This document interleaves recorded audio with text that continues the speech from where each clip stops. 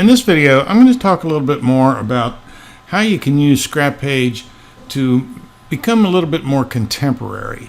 And by contemporary, I mean more than just sticking a picture on a page and saying, hey, there it is.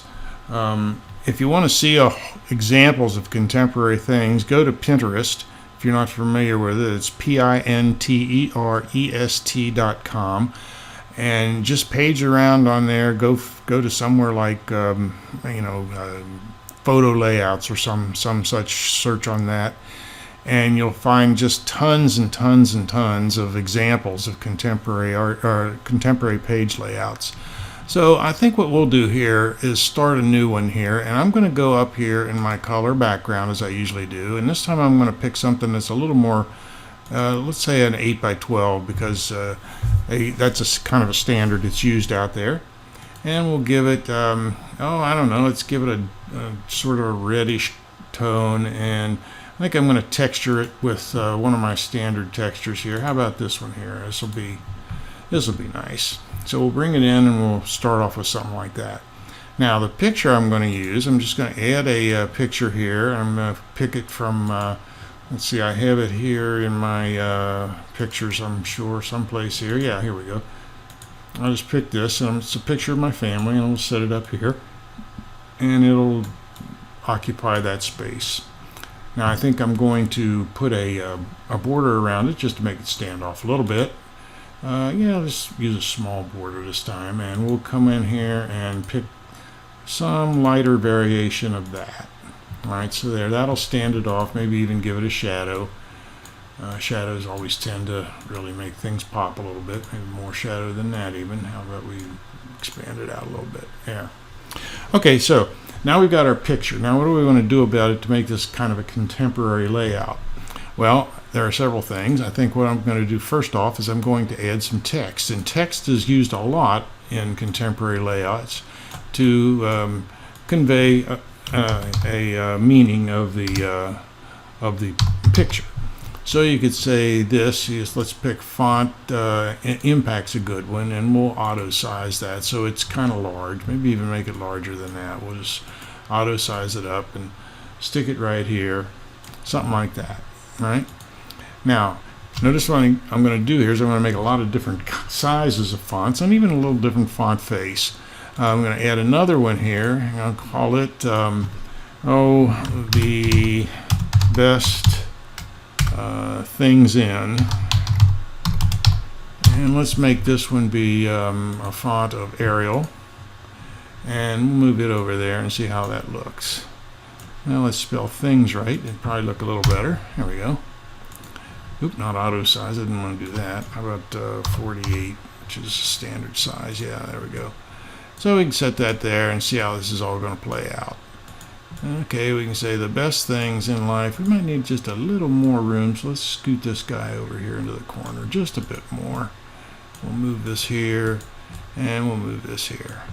All right, the best things in life, and then I'm going to have one more here, and I'll just say another text box, and I'll just say cannot be bought, or something to that effect.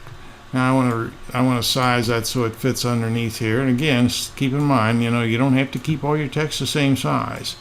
In contemporary design, it's not at all unusual for the text to be in different sizes. So the best things in life cannot be bought. And then we'll make another one. We'll just make another. Let's see what size this life was. It's 186. Okay, so I'm going to add another text box. I'm going to say they. And I'll pick that same font again, impact, and I'll make it 186. Alright, so let's get this guy so it fits down here. And we can say something like right here, we'll stick it and say they. And another one, I don't know, you can say anything you want, of course. Let's say I add one here and it says are with us, and we will make this thing something like this. They are with us, and I'll make one more that says all that one down here, and let's auto size it up a bit and stick it like that. All right. Now I'm going to add one more text box. I think we'll call it a day on this. I'll just say family. Now this one, I want to pick a kind of a scripty sort of looking font, and I think that a good one is Scriptina. Let's size that up so that it fits down here someplace. And it might be a little on the large side. Let's make it 160 and see what that does. Okay, yeah, that'll work better. And we'll set that so that it's kind of like that.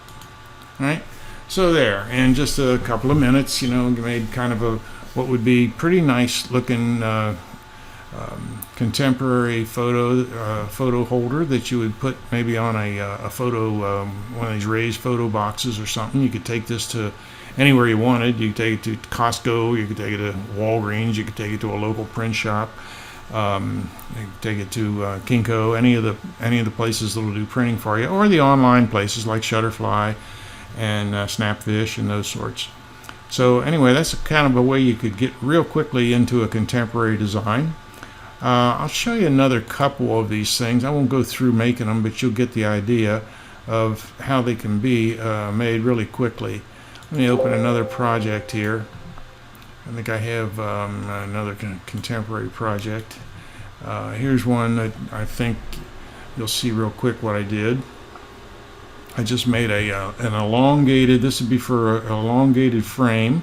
I just grabbed 5 pictures of Sarah, and I put a border around each one, I shadowed each one, just kind of staggered them around on an elongated frame. And if that was put into a frame, here you could add a border, let's add a little thin black border, and you can see what that would look like. So if it were put into a frame, then that's what you would see when you mounted that into whatever. Usually these are kind of a black plastic or metal frame that you can find at Hobby Lobby or Marshall's or any of the places that sell this sort of thing. So that's another type. Here's kind of an interesting one that you could do. You can see that it may have taken me a little while, but I thought it was kind of an interesting concept. And when it loads here, it's got a lot of pictures in it. It'll take just a little bit to load. It'll be done here in just a second, I think. I made it quite large so that it would print out very well. There. Okay, so that's a clock face. Now, I put the hands on here so you could see what they are, but all I did was scattered 12 pictures of Sarah around here to make sure that everything was at the right spot. I had created some lines that were at 60 and 90 degree angles, and then I also added my I just opened up my guides, and I said, hey, I wanted to be the center one. So there are the 12 clock positions running around there, and I made sure that each picture sat in one of the clock positions nicely. And then what you can do with this, I'll turn those back off and just get them out of the way here. Let's see, close down the guidelines as well. We'll turn the guidelines off. And for now, because they're sort of only there for representative purposes, you could take this picture and have it printed on like a mylar plastic. There are a lot of places around that'll do that. And there also, if you go to Amazon, you will find that there are people who sell clock mechanisms, very thin ones. They're only about 1/4 of an inch thick or so. So you could find your center spot. Actually, you could just make one here just by crossing a couple of these lines and say, okay, that's my center spot. I'm going to drill a little hole there and have my clock mechanism come through, and for just a couple of bucks, you could build a kind of a really unique little clock that you could hang on your wall or give to grandma or whoever you wanted to kind of hand things out to. I think that might be, let's see, do I have any other ones here? I might have one more that may be a nice little contemporary thing as well. Let's see what we got here. Yeah, this was one that I did. Let's take the border off first. I'll make the border none to start with. This was made with a quick page, and I'm going to go, but you can see the kind of layout that you could do. This would be like another 5 by 12 kind of a layout that would fit into one of those pre-made frames that you can buy for a couple dollars, and you get a nice little quick layout with that you can put just for wall decorations or whatever else you wanted to do with it. And I'm going to show you in the next video exactly how you make these sorts of things, these outline, or this holder here that I made for you. And anyway, that's kind of the way I see using contemporary designs with ScrapPage. There's really no limit, it's just your imagination. And as I say, Pinterest is a really good place to get a lot of cool ideas that you can then mimic in a layout of your own in ScrapPage. Okay, so until the next time, this is Dave. Bye-bye. I'll talk to you later.